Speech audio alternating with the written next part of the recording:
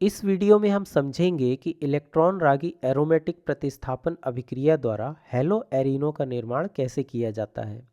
तो जैसा कि नाम से स्पष्ट है, इस अभिक्रिया में हम हाइड्रोजन परमाणु को हैलोजन परमाणु से प्रतिस्थापित करते हैं, जिससे हमें हैलो एरीन प्राप्त होता है।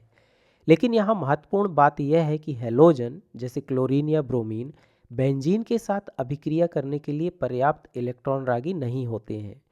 ऐसा इसलिए है क्योंकि अकेले इस हैलोजन से Cl+ या Br+ जैसे इलेक्ट्रॉन रागी का बनना वास्तव में कठिन है। इसलिए यहाँ हमें एक उत्प्रेरक की आवश्यकता होती है, जैसे लुईस अम्ल, जैसे FeCl3 या FeBr3, ये लुईस अम्ल है।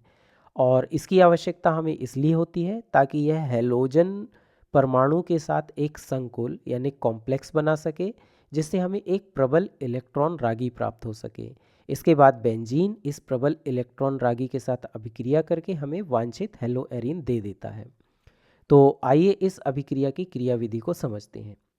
तो जैसा कि हमने अभी उल्लेख किया है, इलेक्ट्रॉन रागी एरोमेटिक प्रतिस्थापन अभिक्रिया के संपन्न होने के लिए हमें एक प्रबल इलेक्ट्रॉन रागी की आवश्यकता होती है, और हम इसे लुईस अम्ल की सहायता से प्राप्त कर सकते हैं।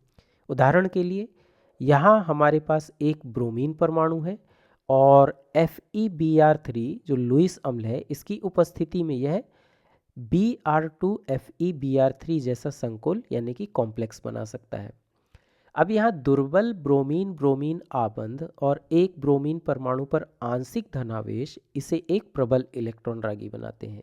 हम जानते हैं कि ब्रोमीन एक विद्युत ऋणात्मक परमाणु होता है, और जब इसमें धनावेश होता है तो यह बहुत अच्छी तरह से कार्य नहीं करता। इसे अपना धनावेश त्यागना पड़ता है और इलेक्ट्रॉन ग्रहण करने पड़ते हैं, जिससे यह एक प्रबल इलेक्ट्रॉन रागी की तरह व्यवहार करने लगता है।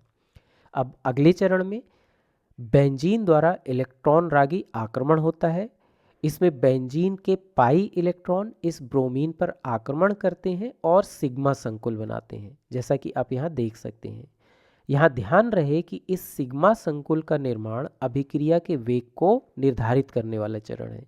यह चरण स्पष्ट रूप से ऊष्मा शोषी होता है, क्योंकि इसमें एक गैर एरोमेटिक कार्बोकैटायन बनता है। अंतिम चरण में एक प्रोटॉन की हानि होती है और एरोमेटिकता पुनः प्राप्त हो जाती है। यहाँ FeBr4- पर ऋणावेश होता है तथा ब्रोमाइड आयन एक दुर्बल क्षार के रूप में कार्य करता है और सिग्मा संकुल से इस हाइड्रोजन परमाणु को अलग कर लेता है। इस हाइड्रोजन परमाणु के अलग होने से एरोमेटिकता पुनः प्राप्त हो जाती है और हमें अंतिम हैलो एरीन मिल जाता है। इस प्रक्रिया में एक अम्ल HBr बनता है और हमारा उत्प्रेरक FeBr3 पुनः प्राप्त हो जाता है।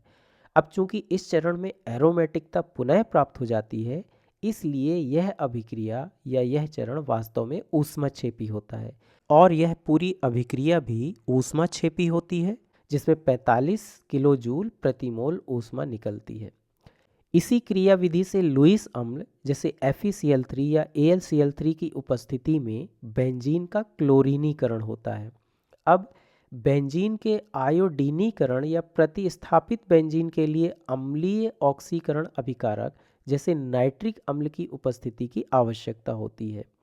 ऐसा इसलिए है क्योंकि आयोडीन के साथ अभिक्रियाएं आमतौर पर उत्क्रमणीय होती हैं, और हमें इलेक्ट्रॉन रागी जो I+ है, इसे बनाने के लिए आयोडीन का ऑक्सीकरण करने की आवश्यकता होती है। ध्यान रहे कि यहाँ नाइट्रिक अम्ल उत्प्रेरक नहीं है, बल्कि यह एक अभिकर्मक के रूप में कार्य करता है, क्योंकि यह अभिक्रिया में उपयोग हो जाता है। साथ ही यह भी ध्यान रहे कि फ्लोरो यौगिकों को बनाने के लिए हम इस विधि का उपयोग नहीं कर सकते, क्योंकि फ्लोरीन अत्यधिक अभिक्रियाशील होता है। फ्लोरीन की इस उच्च अभिक्रियाशीलता के कारण अभिक्रिया को नियंत्रित करना अत्यधिक कठिन होता है। तो इस प्रकार इलेक्ट्रॉन रागी प्रतिस्थापन अभिक्रियाओं के माध्यम से हैलो एरीनो का निर्माण किया जा सकता है।